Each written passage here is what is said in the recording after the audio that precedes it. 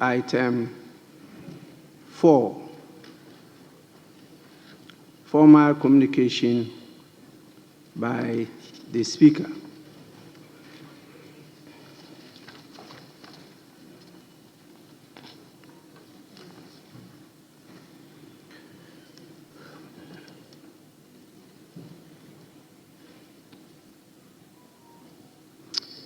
Members, in furtherance of the powers conferred on me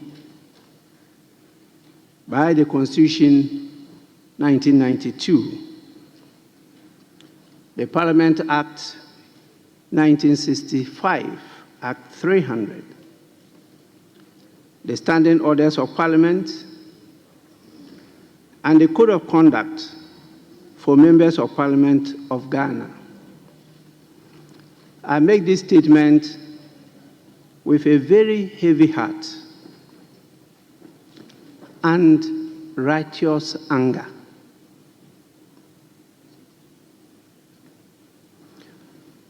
I am so shocked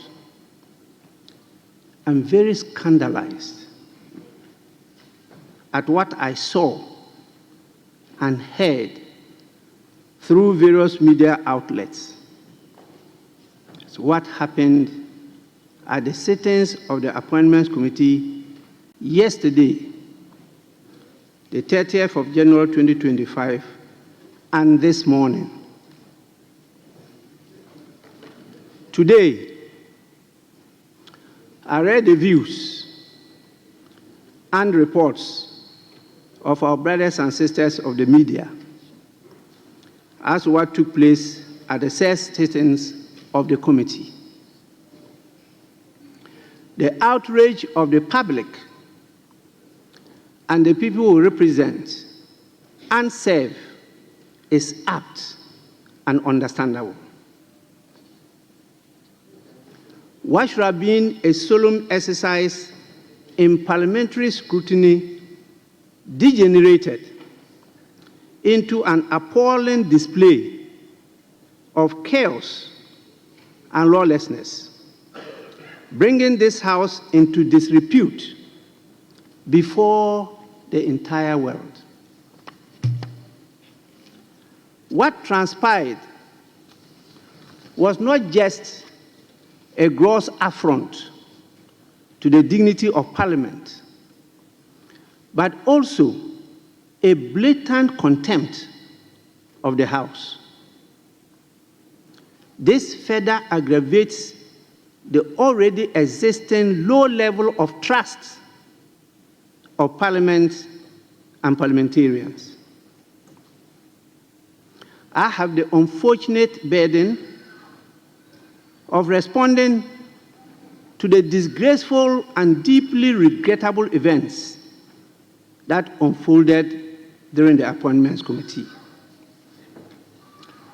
Such behavior is utterly unacceptable and a direct affront to the dignity of this House.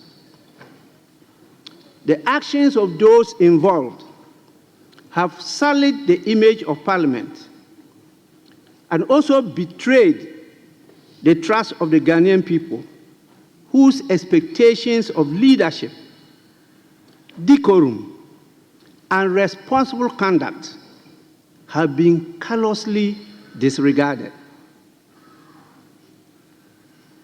The Parliament of Ghana is expected to stand as the foremost institution of democracy, entrusted with the solemn duty of upholding the principles of good governance, integrity, and selfless public service.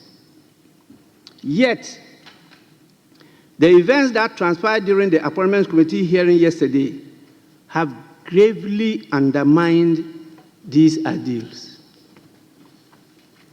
These incidents represent a new low in parliamentary conduct and is particularly egregious given its timing and recurrence.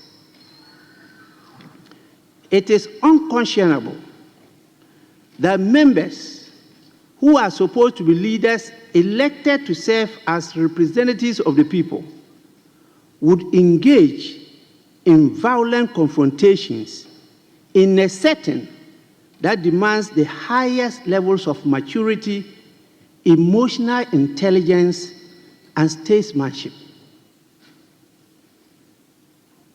In the face of our fathers, our revered traditional leaders and spiritual leaders,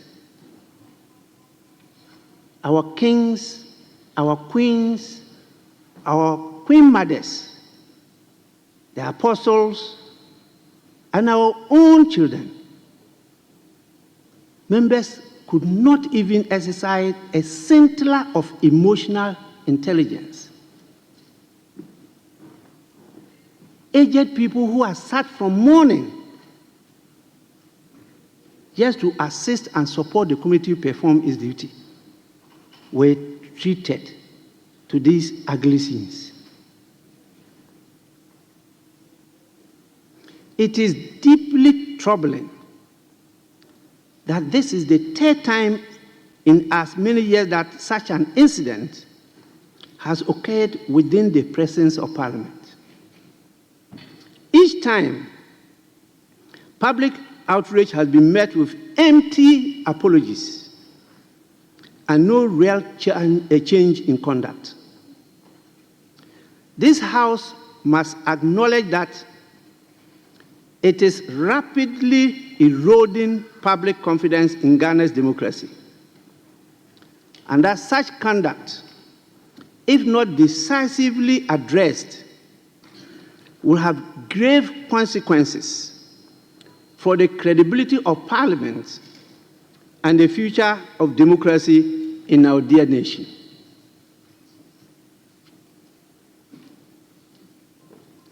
Even more alarming is the involvement of some senior members of the House and members in leadership,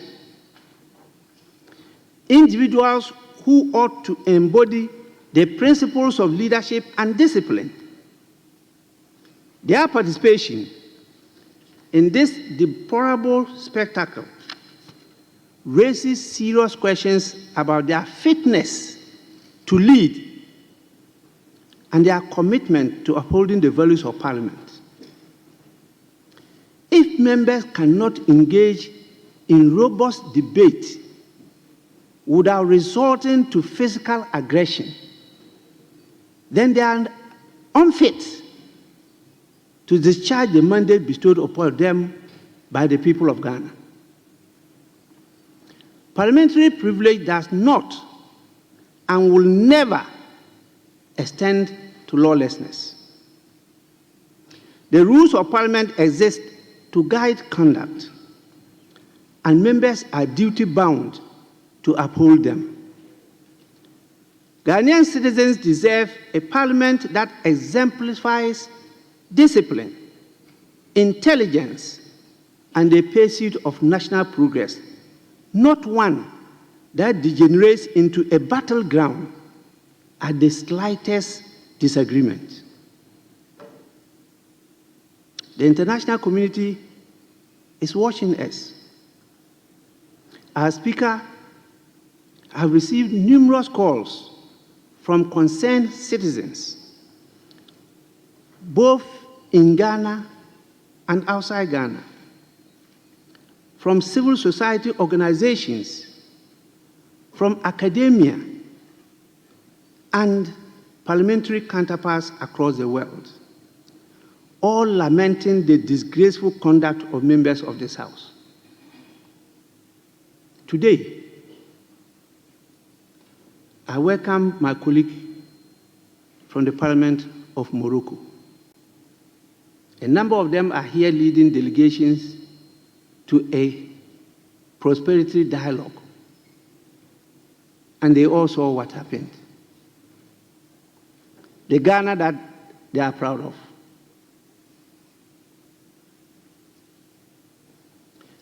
This unfortunate development is a direct contradiction of the repeated admonitions I have issued to members.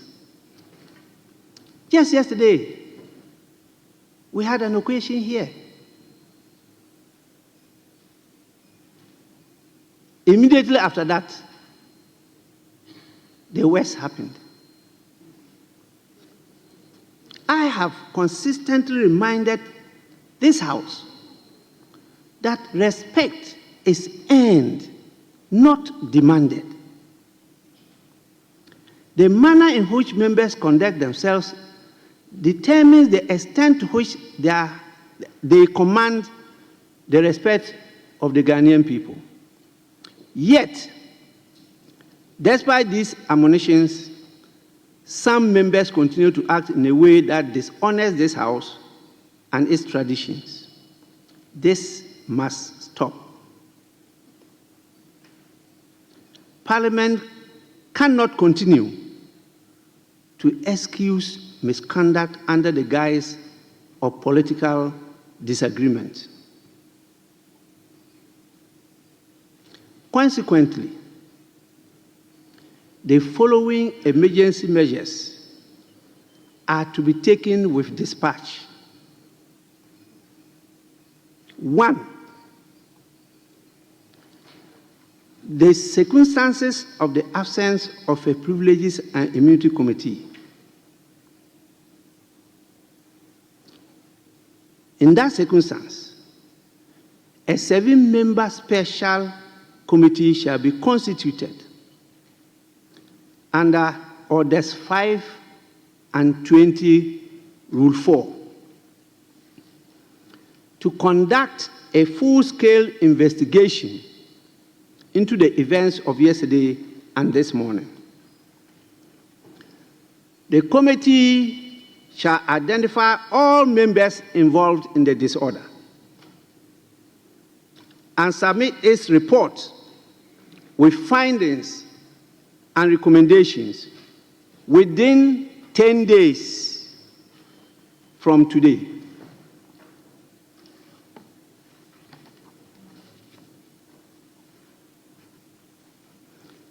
Any member found culpable shall face the appropriate disciplinary actions as prescribed by the Constitution 1992, the Parliament Act of 1965,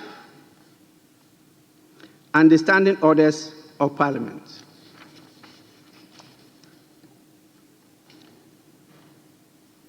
This does not absolve the chairman of the Appointments Committee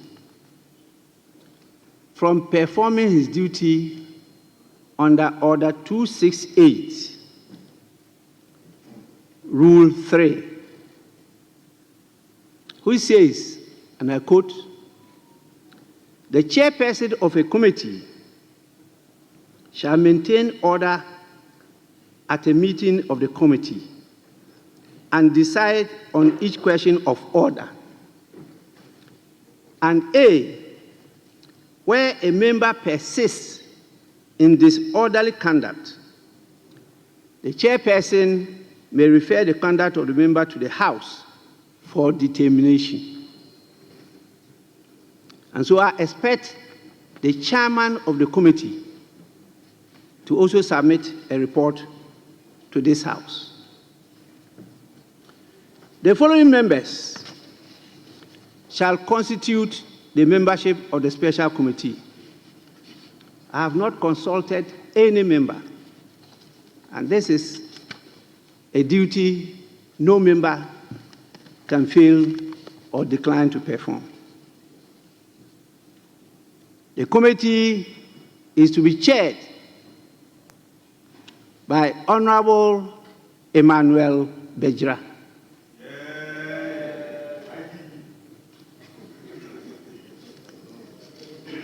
Other members, Honorable Kwame Anyimedu Antwi,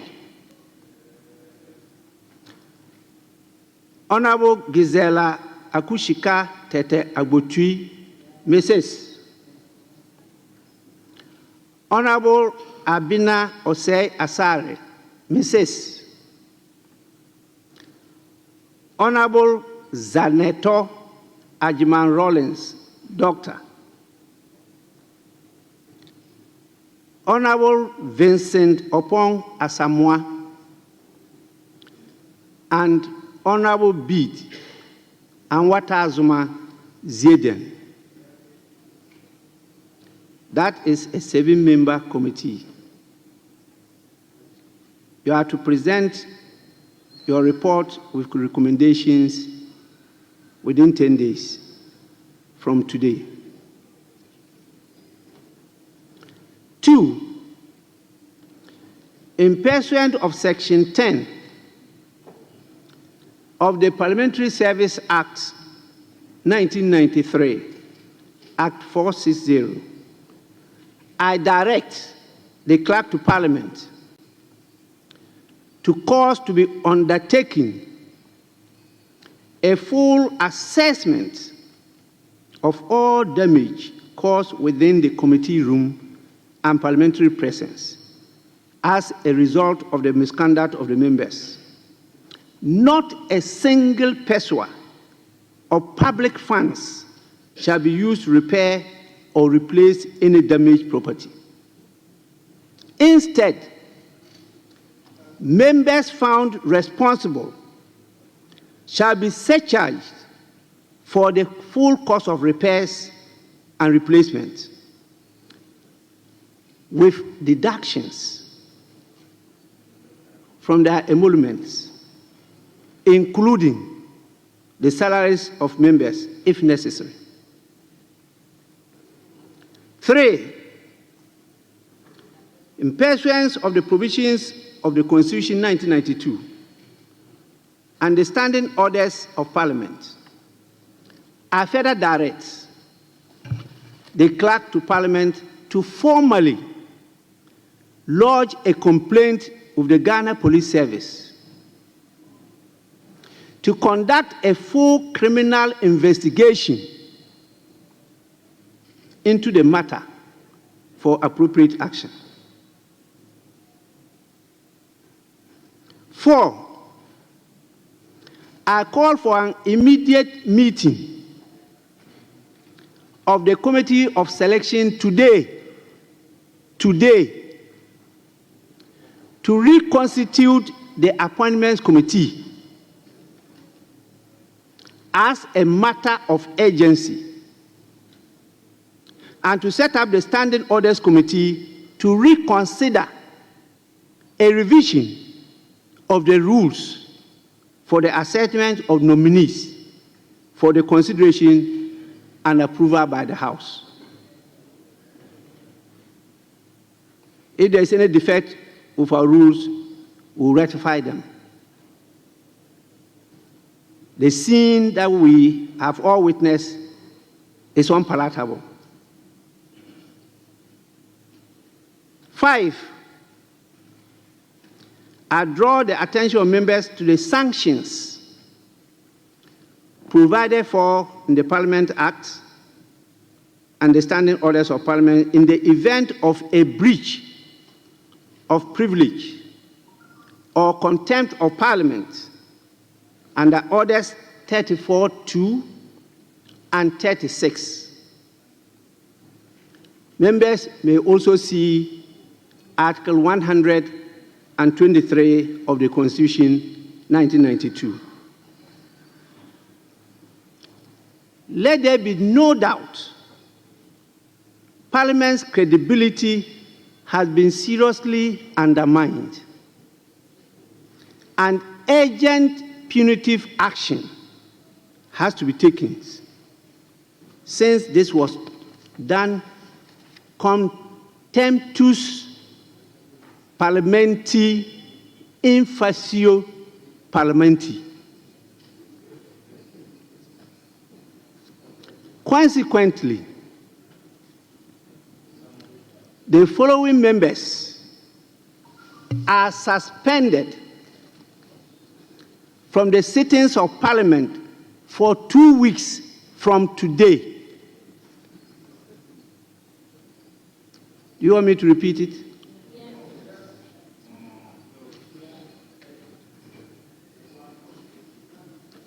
You want the Latin part?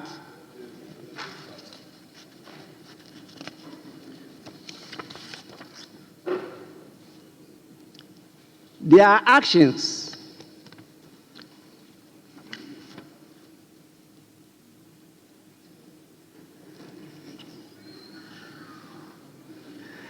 the honorable member is so keen in listening to the Latin phrase. I'm not sure he's studying law, but it's not even known to Dr. Amwa.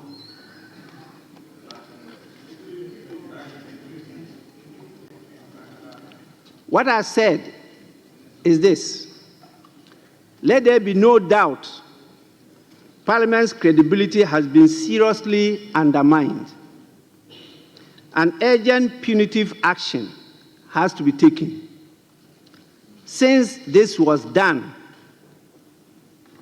contemptus parlamenti in facio parlamenti. Consequently, the following members are suspended from the sittings of Parliament for 2 weeks from today. They are 1 and 2, the 2 chief whips, in the persons of Mr. Roxon Nelson Eche, Kwame Dafiamapo, and Mr. Frank Ano Dompre. 3, Mr. Alasan Suleimana Tampuli. And 4, Mr. Jerry Ahmed Shaib.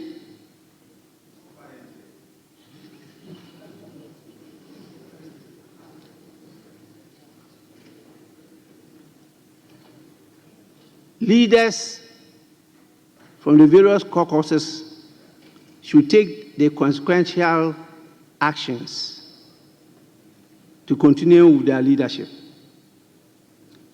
But the Marshal is hereby directed to ensure the full enforcement of this suspension in accordance with the rules of the House.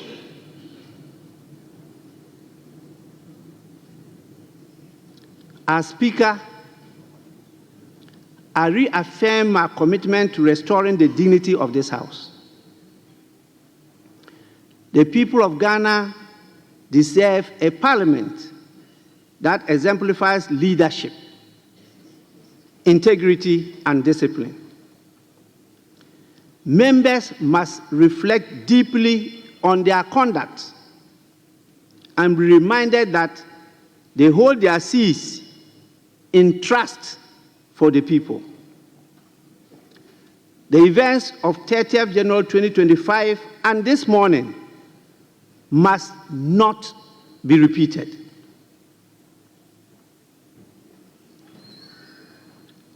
If not, the full rigors of the law will be applied. This is just the beginning. And members must know that you can be expelled as a member of Parliament by Parliament. In conclusion, I am deeply disappointed by the conduct of members involved in this shameful episode. Their actions have brought disrepute to Parliament and undermined the democratic values we have sworn to uphold. I wish to extend my sincere apologies to the Ghanaian people for this national embarrassment, and assure them that this House will not allow such an incident to recur. Parliament must and will do better. I call on all members to reflect on their actions uphold the dignity of this institution, and recommit themselves to the principles of democracy and responsible leadership. With this, I thank all of you for your attention.